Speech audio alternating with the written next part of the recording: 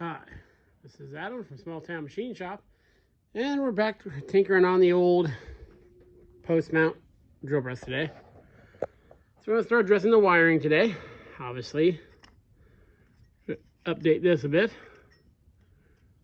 On these, you just loosen these pretty much. There's one. Loosen up the other. And there we go. Now, I'd like to kind of keep this cover intact. If I have to, take a chassis punch and punch a hole in it, that's not going to be the end of the world. But I'd like to just run a cord through there if I can. And obviously I'm going to, the two contacts here, they're grounds, I'm going to clean those up. And run the ground, because I'm going to put a grounded plug on this, obviously, to one of those guys. We're not going to touch any of that stuff. Ancient. So, that part's done. Then, we're just going to take a box, and I think I'm just going to weld the box to this. I know some of you probably don't like that, but I think that's what I'm going to do. But before I weld, I'll move that gas can. Okay, let me grab some wiring stuff, and I'll bring it back.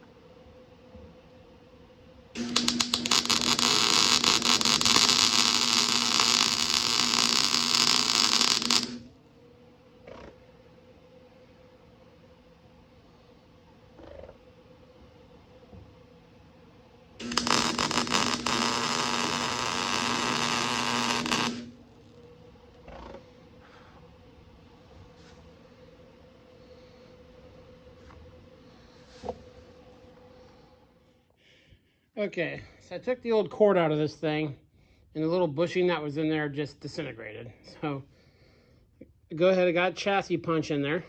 If you don't know, chassis punches they look like this. There's a bolt through there, and they're made for punching holes through sheet metal. So I'm going to put one of these guys, or something similar to this, on the back of it. Okay, so I got it in there, and another thing on chassis punches, typically you drill a pilot hole that's that big, because that aligns the punch.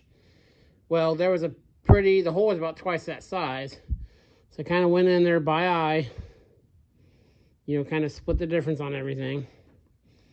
Now what you do is you turn this, grip this tight, use your best kung fu grip, and you just turn this guy. And the longer the wrench you have, the better.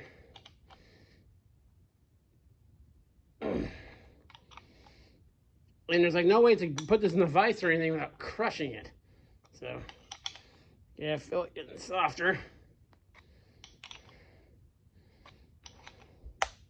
There, I think we're through.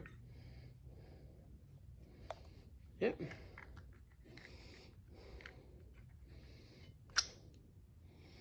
Yeah, well, of course, deburr that. That actually came out pretty nice as far as centering goes. So, what I'll do is I'll take one of these guys and I'll go in here like that. That way we have a cord restraint. Okay, let me get some stuff cleaned up and I'll bring it back. Okay, so I got the wires run. I'm going to obviously use more modern stuff. Back you out here, put the old heat gun on.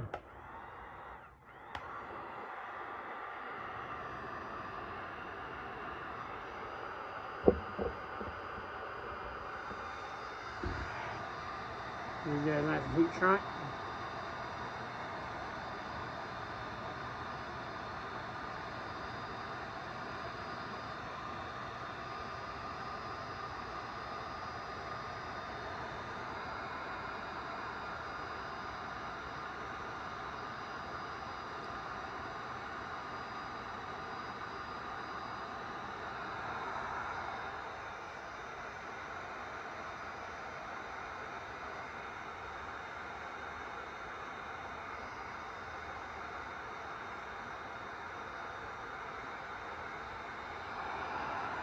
Okay, got those looking good.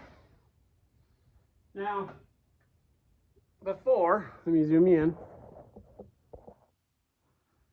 As you recall, it had these plastic knobs and it was just stranded wire wrapped around there. Obviously, I'm not going to do that. I'll keep those on top. What I'm going to do is I got some, I think they're number 1032s. We'll put our fastener on there and our nut on. Try not to drop the nut down the tube.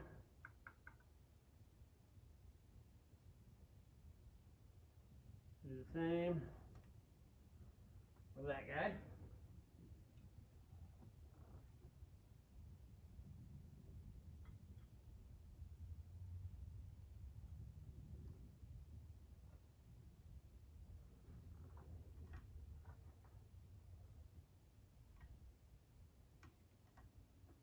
You know, this is going to be obviously a little more positive retention. We need to angle these guys in a bit too.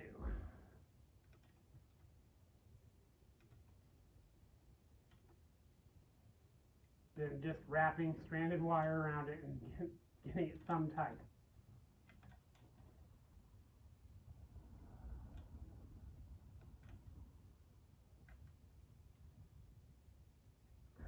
There.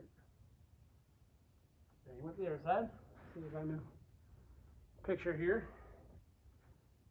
This is super exciting.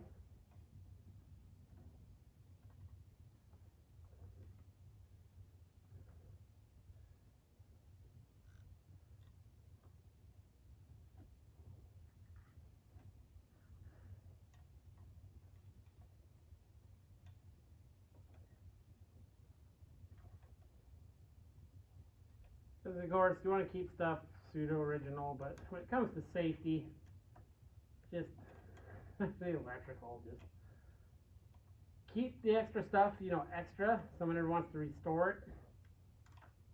But, you know, wiring's wiring. We've learned a few things since this drill press came out. Then I'll take this caster on originally and just put it on. That way they're still there. Then obviously the ground lug had to be bigger. It goes through this pin right here. It's weird. It's threaded on the inside and there's a stud in there in the motor. And I've brightened up that spot right there. You may not be able to see it, but we'll back this guy out a smidge. Cover up. Our wires are staying where we want them to. Forgot, I can go ahead and start this one. Sorry if I'm in the way.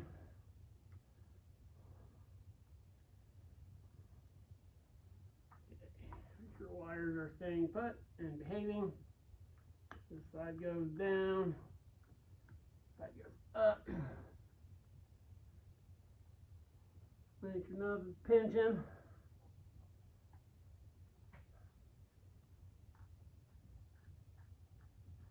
I'm gonna run this side down a little bit more to, so I don't need a million hands to do this, hopefully only two.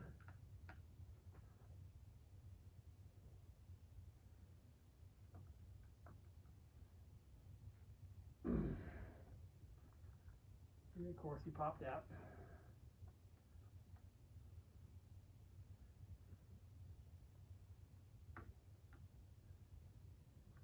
Oh, it's gonna be hitting it. Okay, there we go.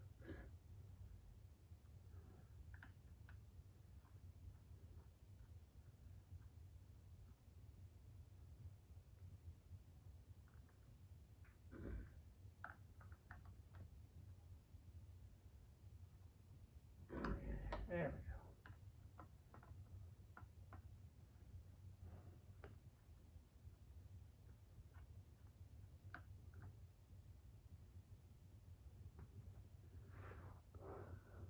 Okay, maybe finish getting that tightened up, and then we'll start looking at the switch.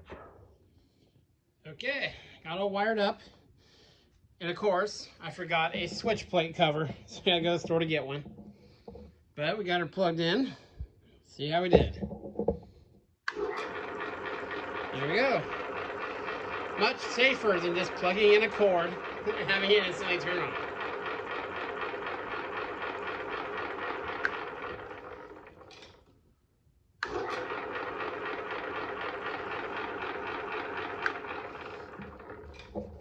Very cool. Much more usable. Much more usable.